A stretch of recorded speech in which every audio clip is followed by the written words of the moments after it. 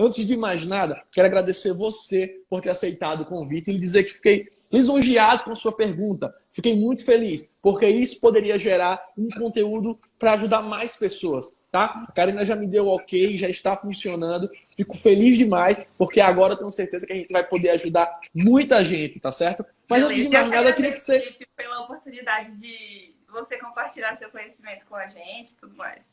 Vamos nessa. Antes de mais nada, se apresenta para o pessoal. Fala de onde você é, qual a sua formação, quanto tempo de formado, o que é que você atua hoje, qual a sua maior dificuldade, para que a gente possa conversar. Hoje, na realidade, essa 1 hora vai ser para te ajudar aqui nas perguntas que você lançar. Beleza.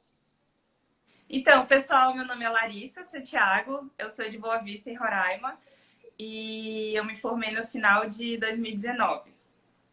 Quando eu me formei, até uns dias atrás, eu trabalhava numa empresa e eu comecei a pegar alguns trabalhos por conta própria e a minha maior dificuldade tem sido como que eu vou cobrar, principalmente por execução de obra.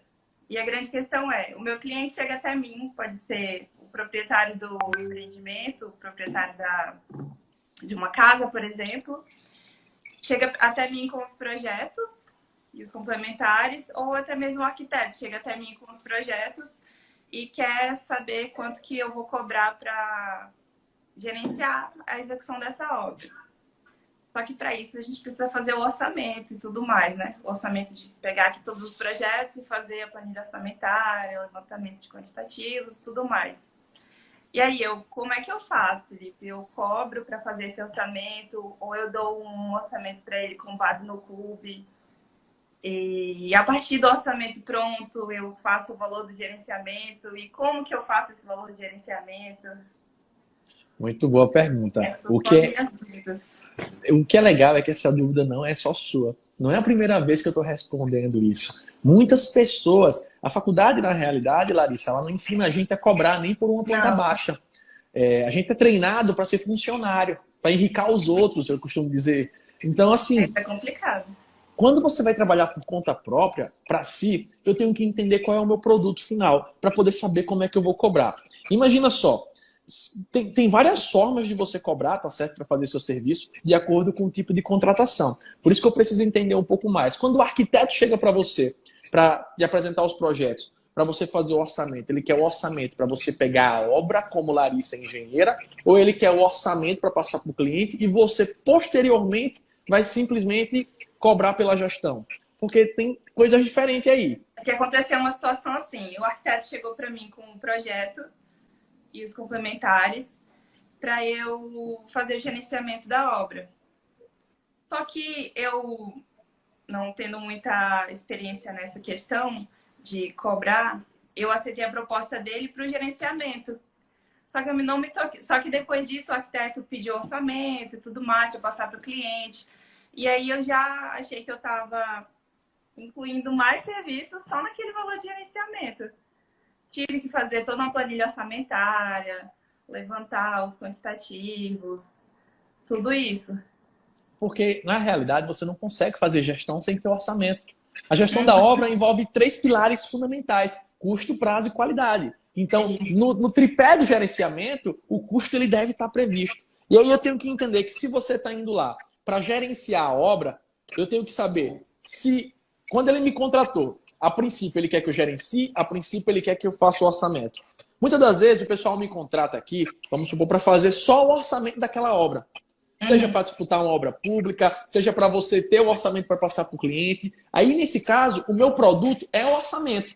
Eu cobro para fazer o orçamento. Aí é um produto à parte. Tá? A partir do momento... É que nem... A partir do momento que eu vou, por exemplo, que o meu foco não é o orçamento, não é o meu produto orçamento. O meu produto de engenharia, ele vai ser o gerenciamento. Quando eu estou tratando do gerenciamento, o orçamento já está incluso. Ou seja, tem que ser um valor totalmente diferente. Se eu for fazer para gerenciar, precisa ter o orçamento para fazer um cronograma, um planejamento. E aí, nessa falta de experiência, eu acabei me enrolando um pouco. Aí eu vou te explicar como é que a gente faz aqui na empresa e como é que eu recomendo para o pessoal fazer. Quando alguém me pede para fazer um orçamento, seja um orçamento de obra pública, um orçamento de obra privada, onde eu tenho que parar para olhar todos os projetos, fazer as composições, criar um orçamento detalhado, o que é que eu vou fazer? Eu faço esse orçamento, tá certo? E cobro geralmente de 0,5% a 1,5% do valor da planilha.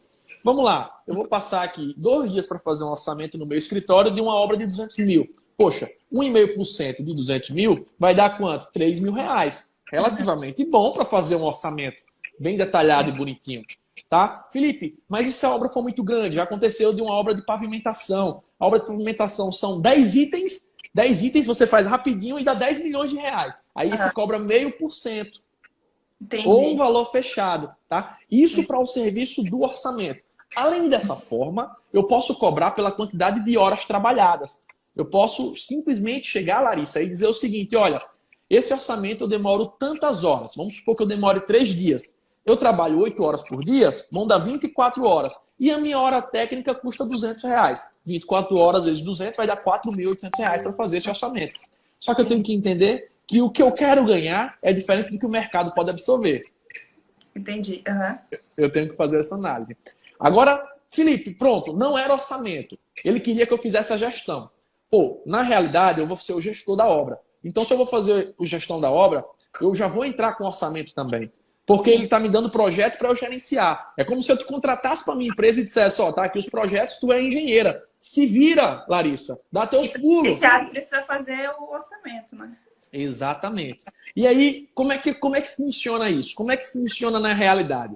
Aí muita gente, eu vou falar bem claro aqui, algumas pessoas podem até me criticar pelo que eu vou falar agora, mas é uma realidade pura.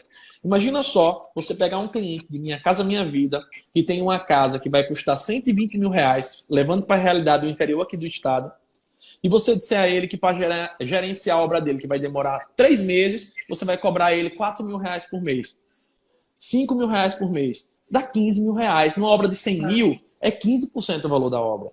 É um valor que o cara tende a não querer fechar com você. Sim. Por quê? Ele vai olhar e vai dizer, poxa, eu vou pagar 15 mil numa casa padrão popular, sabendo que nesse tipo de padrão todo profissional de rua faz. Sinceramente, você acha mesmo que uma casa padrão popular de 40 metros quadrados vai ao chão porque não tinha um engenheiro? Não vai. A obra não vai cair por isso.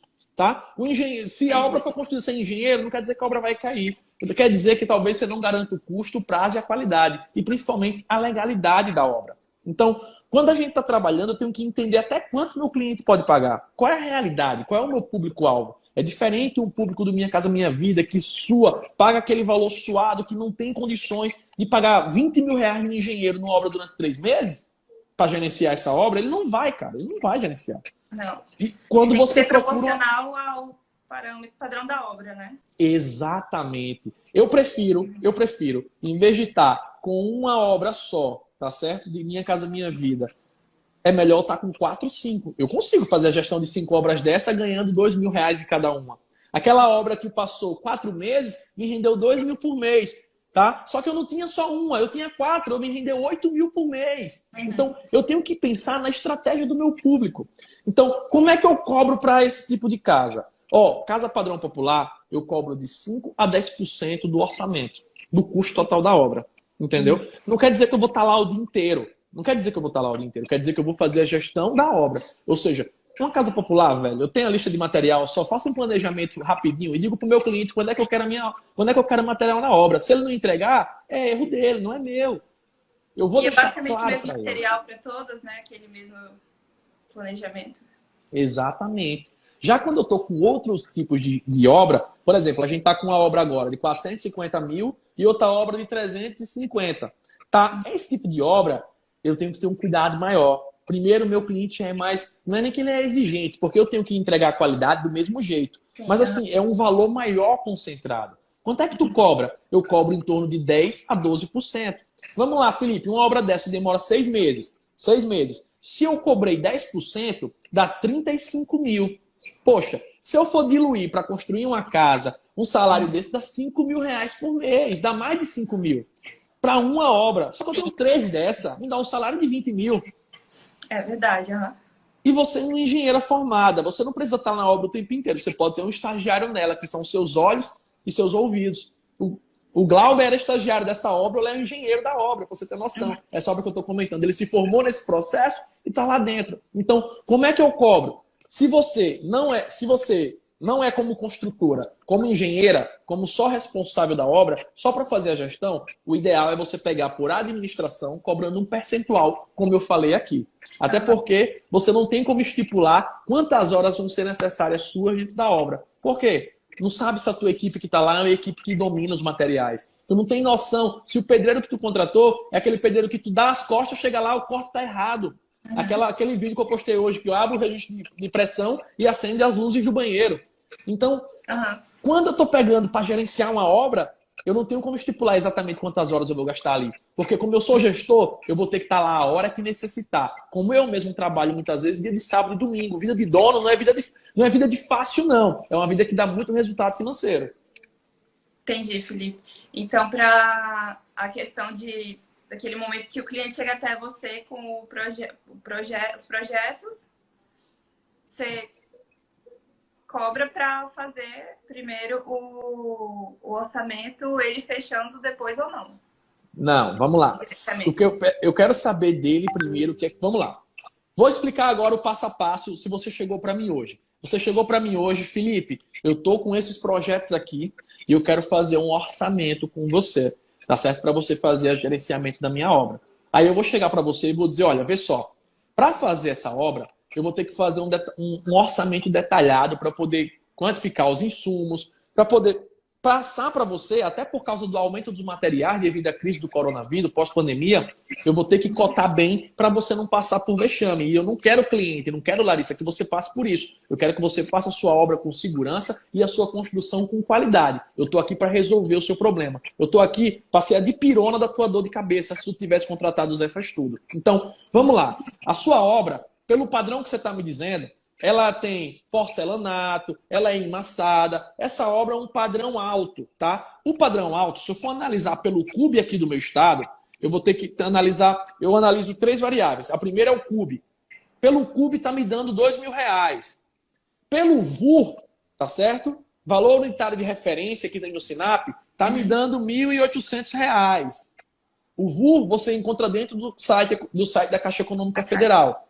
E o terceiro é pelo valor do mercado que eu consigo. Como assim? Se você já fez obras antes, você possivelmente tem um histórico de quanto você gastou por metro quadrado das suas obras. Se você tem isso, ótimo. Se você não tem, você vai ficar só com esses dois. No meu histórico de construção, antes da pandemia, eu conseguia fazer padrão médio a R$1.400. Padrão médio, padrão alto, dependendo do acabamento. Poxa, eu tenho 3 variáveis aqui. Eu vou descartar a última, porque no período de pandemia, eu não posso botar os valores que eu fazia em janeiro. É verdade. Então, eu vou partir para o VU e o Sinap. Aí você me diz, olha, pelo projeto aqui eu tenho 100 metros quadrados de construção. Vezes R$2.000, eu vou chegar para o meu cliente e vou dizer, ó, o custo estimado da tua obra é R$200.000.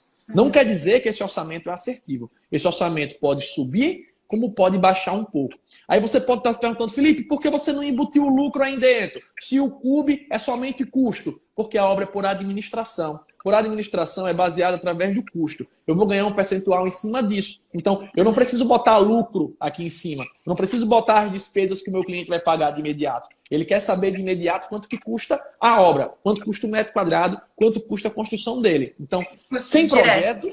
Os custos diretos, isso. Custos indiretos, a gente vai variar de acordo com o quê? Eu vou ter que analisar onde é a obra, se chega água, se chega energia. Isso aí são coisas que a gente vai fazer e deixar ele ciente que esse valor pode aumentar. Aí, automaticamente, ele tem uma estimativa de quanto vai custar a casa dele. Aí ele vai me perguntar, Felipe, então quer dizer que essa casa vai me custar R$200.000. Eu vou dizer aproximadamente. Pode baixar para mais, pode baixar para menos, pode diminuir para menos. O que vai dizer? Vai dizer quando eu começar a fazer o orçamento preciso. Pode ficar tranquilo que você vai ter acesso a toda essa informação. Nesse momento, aí eu falo para ele quanto eu cobro para gerenciar a obra. Ele vai perguntar, e quanto é o teu serviço? Eu vou dizer, olha, eu cobro 10% dos custos dessa obra. Ele vai dizer, Felipe, 10%? 10% é muito. Eu digo, cara, você acha mesmo muito? Imagina só, eu vou estar na tua obra, acompanhando pedreiro, servente, gritando, tendo dor de cabeça, indo atrás de material, fazendo gestão, fazendo planejamento. Eu vou estar 4 meses me dedicando a entregar a tua obra. Você acha mesmo caro? Se tu for pegar essa obra e for vender, o corretor vai te cobrar 5% só para vender a obra. Ele não vai estar lá todo mês.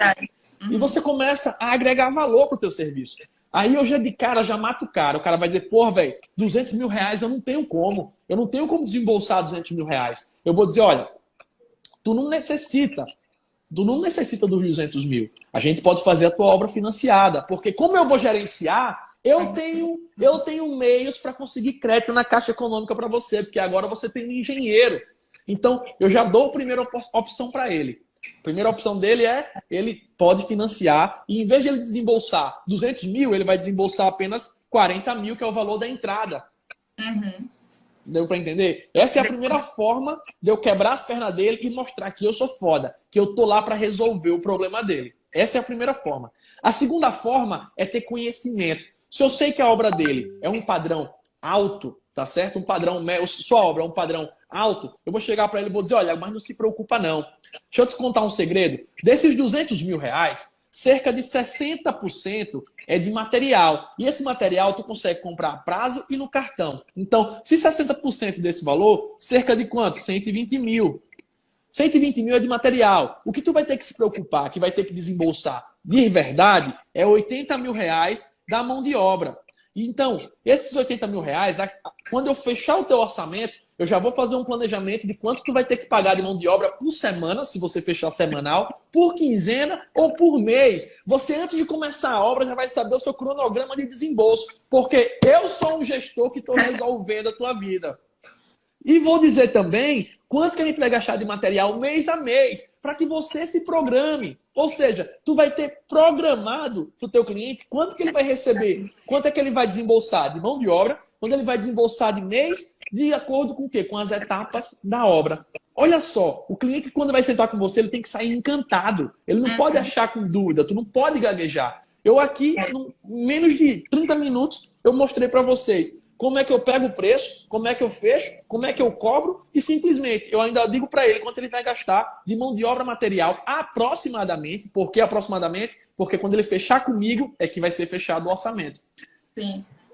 Entendi. Se porventura, Felipe, o orçamento dá um valor abaixo, eu chego para ele e digo, ó, o custo da obra real foi abaixo. Por quê? Porque tu escolheu um porcelanato inferior ao que a gente estava prevendo. O porcelanato aqui está de 120 reais o metro quadrado. Que tal a gente baixar para um de 80 similar ou parecido? Então, eu consigo chegar onde o meu cliente quer. Eu consigo mostrar para ele que é possível ele construir sim, se ele me tiver do lado dele. Entendi. Legal, Felipe. Faz sentido para você? Faz sentido para você? Olha, você não pode gaguejar. Essa confiança tem que estar em você. Você é engenheira. É o que eu falo sempre. Tem pedreiro construindo. Tem mestre de obra construindo. Você passou 5 anos e no mínimo que você tem que sair da faculdade é com confiança para pegar serviço. Tá? Erro vai cometer, cara. Você vai errar. É o que eu mais digo aqui sempre. Erros são inerentes. Só erra quem faz. A única pessoa que não vai cometer erro é aquela que não executou obra ainda. Ou a que nunca vai executar, pelo jeito. Então, tem que fazer isso. E outro ponto importante aqui, antes que eu esqueça, a gente tem que ser íntegro com o cliente.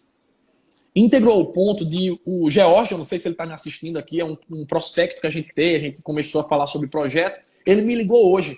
Felipe, tô para comprar um lote, falou o nome do loteamento, que eu não vou citar, e eu queria saber de você se você consegue fazer o mesmo valor do metro quadrado que você tinha me apresentado no ano passado.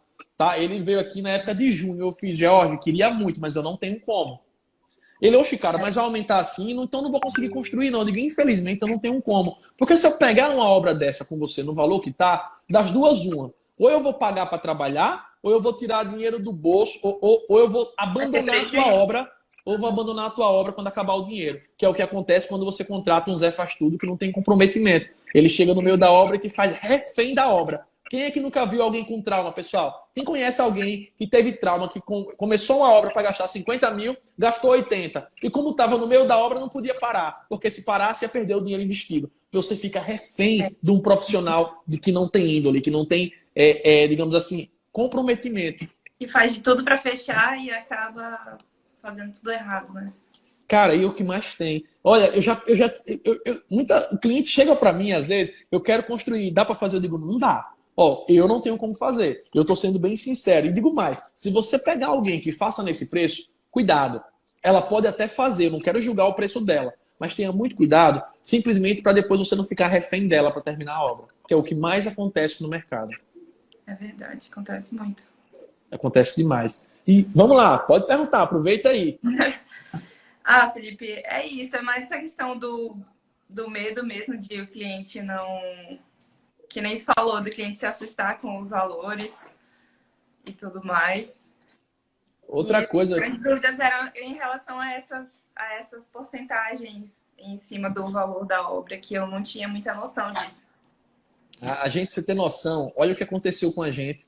Eu não sei se o Caio está aqui assistindo. O Caio é um aluno meu, que hoje é um dos engenheiros de referência em licitações do Brasil, um grande amigo, inclusive. No ano passado, ele veio até mim e me chamou para fazer um projeto endosanitário de um prédio, um hotel lá na beira da praia, e ele não tinha segurança para isso, e me chamou para fazer esse projeto. Cara, um projeto de R$ 4.000. Projeto de R$ 4.000. Imagina se ele tivesse dispensado aquele serviço. Ele passou para mim e a gente fez junto. Do projeto, o dono gostou do bate-papo, gostou da conversa. A gente fechou uma obra de 1,5 milhão, que foi toda a reforma das instalações. Olha só que legal. 8% de 1,5 milhão. Quanto que não é? Dá para passar um final de semana na praia. Acho que dá.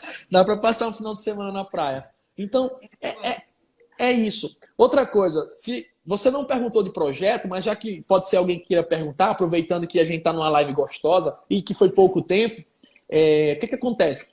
Felipe, como é que eu faço para cobrar por hora? Como é que eu vou saber quanto custa a minha hora?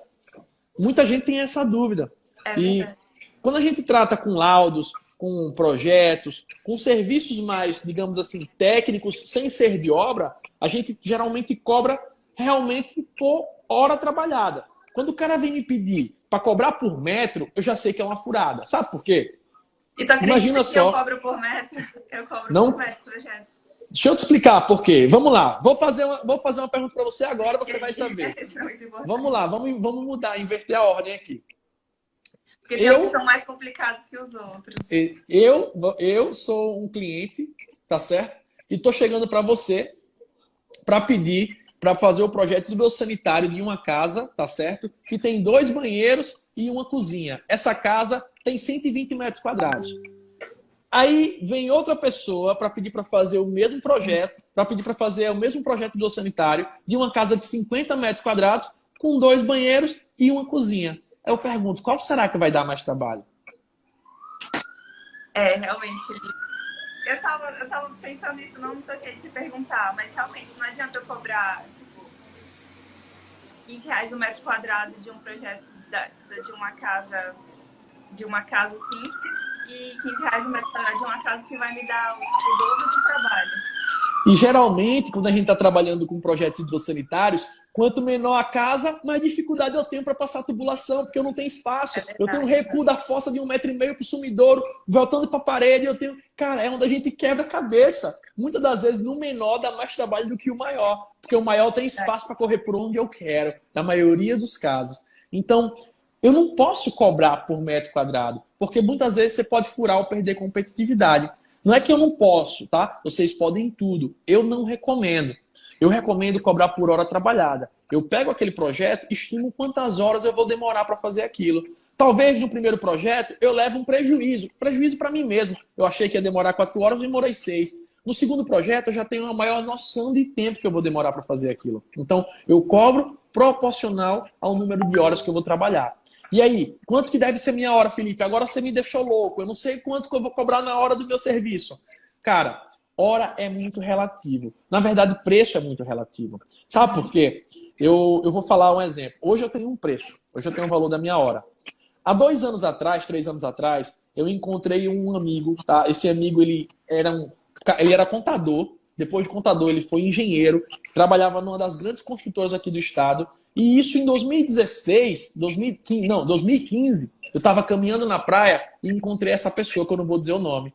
Peguei, abracei ele numa maior alegria do mundo. Como é que você tá? Ele falou que estava tudo bem. Aí eu fiz, e aí, tá fazendo o quê? Ele falou, rapaz, a construtora me botou para fora, vai fazer 8 meses e agora eu tô tomando conta do estacionamento. O cara é engenheiro, tinha mais de 50 anos, 3 filhos. Aí você acha mesmo que eu tenho capacidade de julgar um cara desse se ele cobrar um valor abaixo do valor do mercado? Você acha que eu tenho capacidade de chegar para um cara desse e dizer que ele está se prostituindo? O sapato, a gente sabe só onde o sapato aperta quem está passando. É verdade. Eu não posso julgar o preço de alguém. Eu estou falando bem sincero aqui. Infelizmente, o preço que ele está... Eu não vou julgar se ele fizer um projeto por R$500, porque ele está precisando daquilo. Uhum. Eu não vou julgar. Eu não cobraria isso. De certa forma, atinge uma classe. Mas eu não sou ninguém para julgar o preço. O que eu posso dizer é que eu, Felipe, não faço nesse preço. Graças a Deus, porque eu não preciso. Eu só quero que as pessoas venham por valor e não por preço. Então, como é que eu estipulo o valor da minha hora? Quanto é que eu estipulo o valor de quanto eu devo cobrar por hora? Primeira coisa, eu tenho que parar para ver quanto tempo eu vou trabalhar por mês. Você tem que se dar o luxo de saber quanto tempo você vai trabalhar. Eu vou trabalhar 8 horas por dia. Se eu trabalho 8 horas por dia de segunda a sexta, eu vou trabalhar 40 horas por semana, tá certo? Por mês eu vou trabalhar 160 horas. 160 horas é a quantidade de horas que eu vou trabalhar dentro da minha empresa. Então, primeiro eu tenho que saber a quantidade de horas que eu vou trabalhar. Segundo, quais os custos que eu tenho para trabalhar com isso? Minha internet custa R$200. Minha energia custa mais 200. Eu gasto mais tanto de alimentação e transporte. Vamos supor que eu gaste aí R$2.000. Vamos supor, para ficar redondo, R$1.600, tá? Eu gasto R$1.600 para manter a minha estrutura de trabalho. Isso inclui software, isso inclui programa, isso inclui tudo que eu utilizo. Se eu for pegar e dividir R$1.600, tá? R$1.600 dividido por 160 horas, vai me dar o quê? R$10 de custo. Estou fazendo contas aleatórias, tá, pessoal? R$10 de custo. Então, o custo da minha hora, teoricamente, é R$10. Só que aqui eu tenho que embutir quanto eu quero ganhar no mês. Agora eu vou fazer o seguinte. Em vez de eu botar 1.600, eu estipulo que o meu salário de engenheiro vai ser de R$6.000. Então, eu vou pegar R$6.000, vou somar mais os 1.600, vai me dar R$7.600. Dos 7.600, eu vou dividir pelas 160 horas que eu vou trabalhar no mês. Dá quanto, Karina? R$47,50 é o valor da minha hora. Isso jogando para eu ter um salário de R$6.000. Só que eu tenho que botar alguns impostos, eu costumo dizer que você tem que botar 50% em cima. Enfim, você vai se ajustando à realidade. Felipe, mas e se tu pegar mais projetos? Tu pegar mais projetos, melhor para tu. Tu vai aumentar o teu salário, tu vai ter um volume extra. Sabe por quê? Porque esse mês, tu pode ter pego 3 projetos que te rendeu uma renda aí de R$12.000. Mas no mês que vem, pode ser que não venha nenhum projeto. Porque você não controla a sazonalidade do mercado. Você controla o que você entrega. Você não controla o que o mercado absorve. Trabalhar por conta própria é assim, né? Mas é a melhor coisa. Porque quando você é colocado em pressão, Larissa, você começa a crescer. Eu vou contar um pequeno trechozinho aqui. Em 2015, todo mundo conhece um pouco da minha história, só para relembrar. Em 2015, eu recém-formado, eu era gerente de obras da FAC, trabalhava no município de Cajueiro como engenheiro da educação e eu já trabalhava, tá certo? Era no Pronatec, como supervisor do Pronatec. Eu tinha 23 anos, eu chegava a ganhar 20, 22 mil reais por mês na época, porque eu ganhava por produção. O Pronatec me pagava, se eu não me engano, era 3 ou era 2.800, porque eu ia 2 vezes na semana. A prefeitura me pagava 4, fora o que eu ganhava da FAC e dos serviços que eu pegava por fora. E eu achava que o dinheiro nunca ia acabar, porque eu achava que eu tinha estabilidade. Foi quando eu estava indo para a concretagem do reservatório lá em Coruripe e o meu corpo estava muito cansado. Eu estava tomando conta de 3 coisas diferentes. Eu dormi no volante e bati com o carro que eu estava de lateral. Meu Deus. Aí eu percebi que o meu corpo não estava mais aguentando. Aí eu fui e fiz o quê? Pedi demissão da FAC, onde eu era gerente de obras. Onde eu ganhava 2.000 de salário. Olha, meu salário lá era 2.000, tá? Só que eu ganhava 5% de tudo que a empresa lucrava. Meu primeiro mês de salário lá foi 12 mil reais. Nossa, legal. Somando 2 mais 10 de produção. Foi porque eu somava. O Átila, ele pensava da seguinte forma: quanto mais lucro tu me der, mais tu ganha. E o que é que eu fazia? Me transformava dentro da obra. Por quê? Quanto mais lucro eu desse, mais eu ganhava. E essa é a metodologia que eu adotei aqui para a empresa, porque é uma metodologia que dá resultado. Todo mundo ganha, todo mundo sai satisfeito. Então, quando aconteceu isso, aí eu terminei quebrando, né?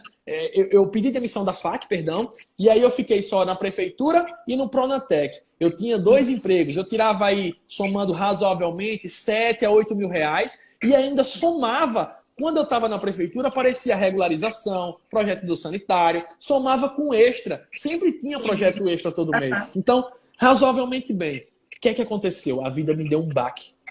Eu achei que estava seguro e 3 meses depois, o Pronatec, depois do escândalo da Petrobras, exonerou todo mundo. Então eu perdi o emprego, fiquei só na prefeitura durante 1 ano.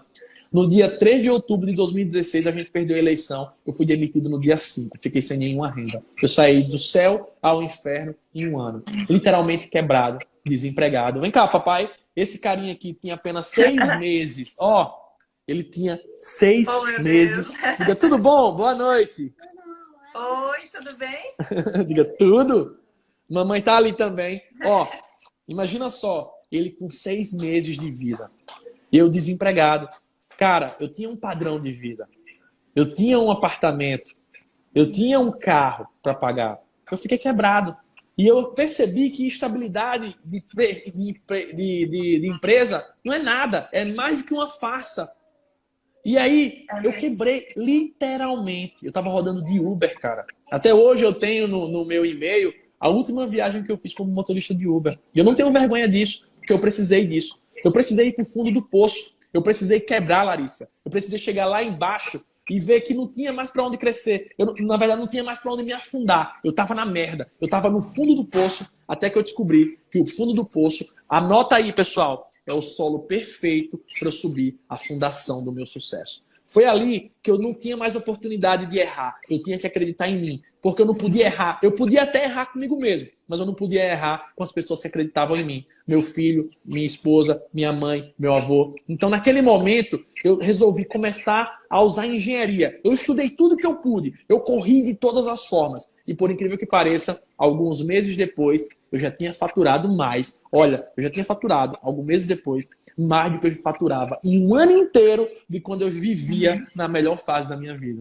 Eu descobri que às vezes a gente tem que queimar a ponte, literalmente, para viver novos horizontes. E foi isso que aconteceu na minha vida em 2016. Quando foi em 2017, a gente já estava com 16 milhões em contratos de obra pública, sem contar as obras privadas e as 3 empresas que eu estava tomando conta. Eu montei uma estrutura, que inclusive eu estou aqui no escritório hoje. Tem um auditório lá atrás, que cabem 40 pessoas trabalhando. Tem aqui, tá certo? Então, assim, eu montei de acordo com o que eu quebrei. Eu aprendi que ser dono do próprio negócio é a melhor estabilidade, porque eu só dependo de mim. É verdade. E, Felipe, queria te perguntar, tu sempre trabalhou sozinho ou tu Cara, fez sociedade no começo, alguma coisa assim? Como é que acontece? No começo, eu fiz parcerias. Eu fiz parceria com 2 empresários. 2 empresários que não são engenheiros e que trabalham construindo. Então eu virei um engenheiro deles, eu ganhava deles para poder tomar conta. Eu arrumei oportunidade de obra para eles, eu arrumei serviço para eles e fechei essa parceria e comecei a atuar na minha. E aí a gente começou a atuar em obra pública, tanto é que hoje a gente tem 3 empresas. Eu tenho a minha e sou responsável de mais 2 com sociedade. Tá? A Z é o que vocês veem aqui. As outras é o que a gente disputa obra pública, é o que a gente vende obras, vende casas, entendeu? Então assim, são empresas juntas, só que diferentes. Então, assim, foi algo que eu aprendi. Eu não comecei sozinho, eu tive que arrumar, eu não tinha dinheiro, tava fodido, eu devia 20 mil reais em cartão. E eu não tinha cara nem ninguém para pedir. Fala, meu amigo Vinícius Cardoso, grande parceiro, saudades de você, meu irmão. E o que é que acontece? Depois disso, a gente começou a atuar em obra pública, aparecendo oportunidades, a gente começou a crescer, eu comecei a aumentar a equipe, e aí a gente tinha Lucas, João, hoje Glauber, a Jéssica, o João Paulo, a Fernanda, agora tem a Karina, a Thay, a gente já teve a Alice. E a empresa, quanto mais você vai crescendo, mais você tem que delegar. Porque hoje eu não tenho, hoje eu não tenho como parar para fazer um orçamento, quem faz é o Glauber. Hoje eu não tenho mais como parar para fazer um projeto, aí quem resolve é a Fernanda e a Thay. Porque hoje eu sou o comercial, hoje eu sou o cara que vai atrás de obra, hoje eu sou o cara que fecha contrato. E aí eu resolvo por trás, fazendo a gestão de toda a empresa. Inclusive, eu recebi um comentário de um cara no Instagram que ele falou bem o seguinte: cara, eu gostava mais de você quando você estava na obra todo dia. Aí eu disse, cara, se eu continuasse na obra todo dia, significava que a minha empresa não cresceu. Realmente. Chega um momento, você acha mesmo que o dono da Odebrecht, o dono da MRV, ele tá dentro de obra? Ele não tá. Ele tem preocupações maiores do que isso. E tem que fazer tudo funcionar, né? E foi exatamente. Eu sou a cabeça pensante. Tá? E hoje, olha, outra coisa, a empresa era só minha até ano passado. Hoje a AZ Construções não é só do Felipe. A AZ Construções hoje tem uma sócia que é a minha irmã, a arquiteta Fernanda Soares. Porque ela virou minha sócia porque ela estava trazendo muita demanda de serviço. A gente estava com lista de espera para os projetos da Fernanda. Nossa, olha que coisa louca, né? Enquanto tem gente reclamando que está sem projeto, a gente estava com a lista de espera. Em novembro, já não tinha mais vaga para projeto de janeiro. Nossa, Felipe, que massa, viu? Que sucesso. Tá? Que foi... Parabéns, a vida é assim. Muito obrigado. Você fez meu treinamento em Roraima, não foi? A gente se conheceu 2 anos atrás. Eu fiz o curso de projeto elétrico. Eu lembro que a sua turma foi a turma que faltou energia, lembra disso? Que aí eu disse, acenda um celular, todo mundo com o telefone, foi um negócio louco. Foi um improviso que deu certo. Falta energia, falta internet. É a vida. Quebra um cabo de fibra ótica por aí, a gente fica sem internet um tempão. E é assim a nossa vida. Quase que a gente não consegue aqui, né? Ah, mas não vamos reclamar da vida, não. Vamos correr atrás que a gente consegue resolver. Aproveitando aqui, pessoal. Muito hoje, viu? Cara, obrigado. Fico muito feliz de saber que te ajudei. E sempre ajuda bastante gente, até bastante colega meu te assiste e gosta muito dos conteúdos. Cara, fico muito feliz que tenha ajudado de verdade. Obrigado de coração. Faz tudo isso e ainda dá conta de compartilhar. Isso faz parte do meu comercial. Eu estar aqui com autoridade para vocês, você acha que só tem engenheiro me assistindo? Não tem. Eu já fechei obra pelo Instagram, obra de 300 mil reais, obra de 350 mil reais. Eu tô aqui, não é...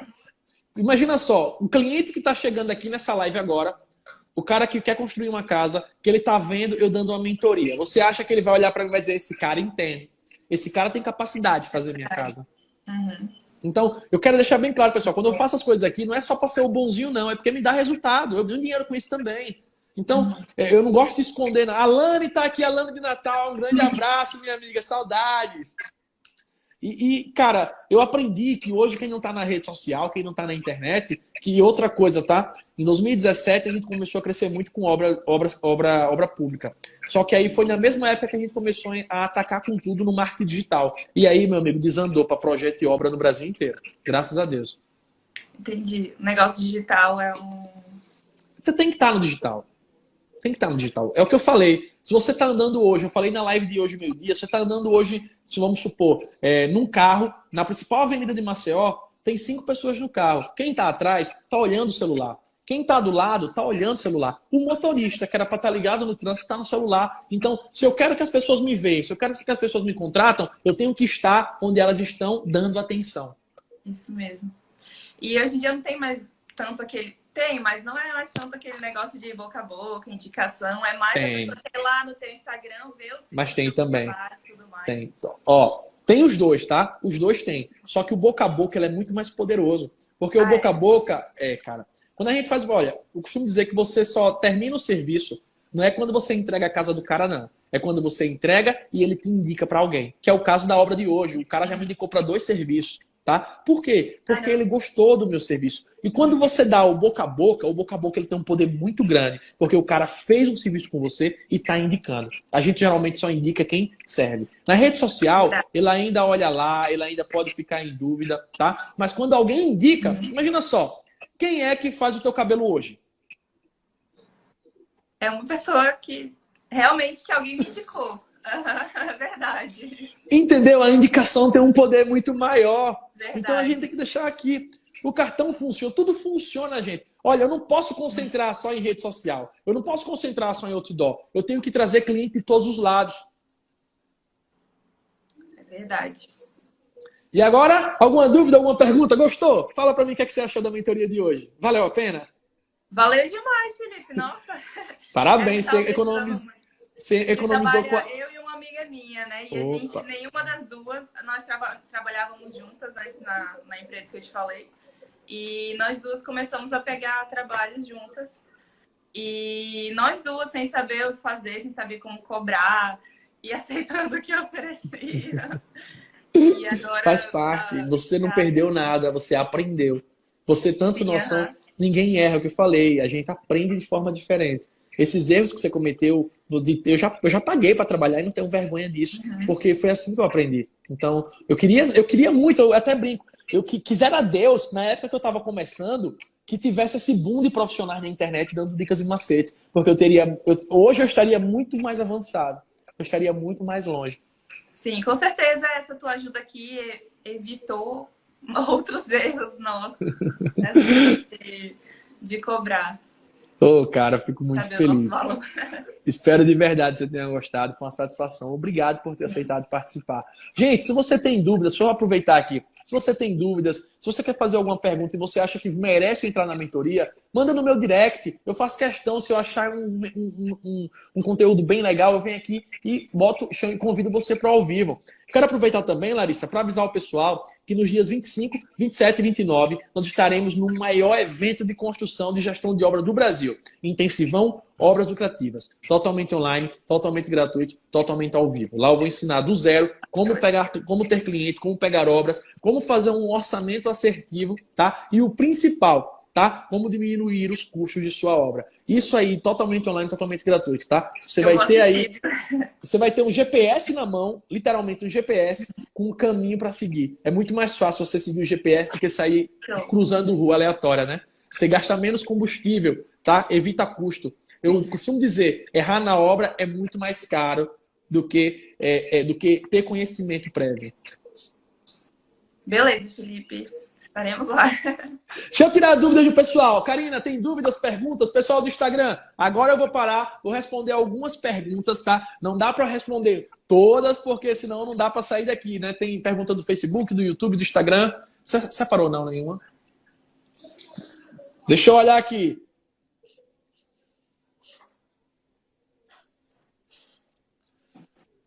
Me ajuda aí, procura as perguntas do Instagram que olha do YouTube. Deixa eu ver. Tem uma pessoa perguntando aqui.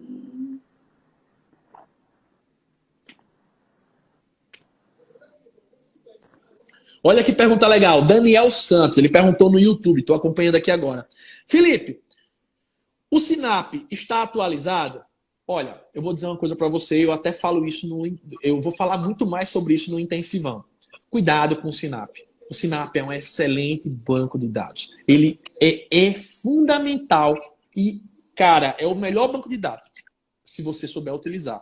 Não é copiar e colar. Eu tenho que abrir o Sinap, analisar se tudo que tem dentro dele faz parte da realidade da minha obra. Eu tenho que alterar os preços, tá? Então, não posso pegar o Sinap, copiar e colar. Eu tenho que entender a metodologia dele para poder. Ele é excelente. Agora, se tu copia e cola preço, tu tem duas possibilidades. Tá? Aqui no Nordeste, o Sinap geralmente tem um preço acima do valor de mercado. A nossa mão de obra é mais barata, o nosso material é mais barato. Se tu tenta botar o preço Sinap, o que é que acontece? Tu perde competitividade. Por quê? Os teus concorrentes têm um preço abaixo do teu. E se tu usa Sinap nos estados que o preço, digamos assim, o Sinap tem um preço abaixo do valor de mercado, o que é que vai acontecer? Tu não vai conseguir executar a obra, tu vai levar um prejuízo. É o que acontece muito aqui. Na sua região é assim, porque o material é muito caro, cara. Eu lembro que eu fui aí, o pessoal me contava, é muito caro. Então, eu tenho que pegar o Sinap e adequar a realidade. Aqui tá R$46 o saco de cimento. Cara, eu pago 26 chorando. Nossa. Pois é. Isso que eu ia te perguntar, a questão de licitação, a empresa que eu trabalhava já teve muito problema com isso, de pegar uma licitação e se dar mal com essa questão do orçamento ser baseado no Sinap, porque aqui é tudo mais caro do que tem no Sinap, no próprio Sinap daqui. É complicado, tem que ter muito cuidado aí, porque para você levar um prejuízo numa obra pública é muito rápido. Deixa eu só ver aqui outras perguntas. Tu vem aqui no Instagram, se tem alguma. Teve aqui que perguntou, acho que tu já tinha falado disso. Tinha, né? Devo cobrar pelo orçamento antes de fechar a contratação do gerenciamento? Vamos lá. Vamos lá. Presta atenção, pessoal. Eu falei aqui que a gente dá uma estimativa antes de fechar, como eu falei no começo da live. Agora vamos lá. Imagina só se tu vai pegar teu carro, tu vai levar numa oficina para o cara analisar o que é que tem. Se esse cara te cobrar pelo orçamento, tu vai gostar? Tu tende a não fechar naquela oficina, concorda? Eu tenho que entender qual é o produto final. O produto final é fazer uma análise, é fazer um orçamento, o que ele quer é só o orçamento, ou ele quer que você gerencie a obra dele? Se ele quer que você gerencie a obra dele, então você dá o orçamento para poder fechar a obra. Que no caso é uma estimativa. Você só vai fazer o orçamento detalhado quando tiver fechado. Beleza. Olha que legal. Anderson Dias. Felipe, você acha que seria bom fazer uma pesquisa com profissionais que já estão no mercado para ter uma base de valor? Sim. E eu vou dar uma dica no Intensivão Obras Lucrativas que é fantástica. Fazer seu concorrente trabalhar para você. Cara, você vai ver que atalho. Tem uma que eu queria saber também. Ter uma estrutura física, um ponto comercial é importante? Queria entender se é um diferencial importante ou é irrelevante. Veja só. Escritório é custo. Escritório, ponto comercial é custo. Até que ele venha gerar lucro, você tem que ter uma demanda muito grande. O que é que eu estou querendo dizer com isso? Preste atenção. Hoje em dia, você não precisa montar uma estrutura como essa, que você vai pagar aqui 3, 4 mil reais por mês para manter, tá? Quando tem aqui no escritório. Você não precisa manter isso. Você pode atender as pessoas em cafés, você pode atender a pessoa em cowork. Tem cowork que você paga 150 reais por mês e só basta agendar a sala de reunião. Então, assim, muitas das vezes, quando a gente está tratando com um projeto, com um cliente, a gente vai até a casa do cara. Ele quer ser atendido em casa, no horário noturno, porque durante o dia ele está no trabalho. Então, estrutura física, ela é importante, ela faz você crescer, instalar e escalar o negócio, sim. Mas de começo ela não é a prioridade. A prioridade no começo é você ter cliente, é ter serviço, tá? Agora, óbvio, você tendo uma estrutura, você possibilita que você tenha mais clientes futuramente. Dá mais confiança. Deixa eu ver mais pergunta. Tem uma aqui do Daniel, Karina me disse. Deixa eu achar. Ah, já foi? Gente, eu acho que é isso. Já foram todas as perguntas. Quero agradecer a cada um de vocês. Espero que vocês tenham gostado da live de hoje. Valeu, tchau, tchau, Larissa. Fica novamente. com Deus. Eu que agradeço. Espero ter ajudado. Fiquem todos com Deus. Um grande abraço, beleza? Tchau, tchau. Tchau, tchau.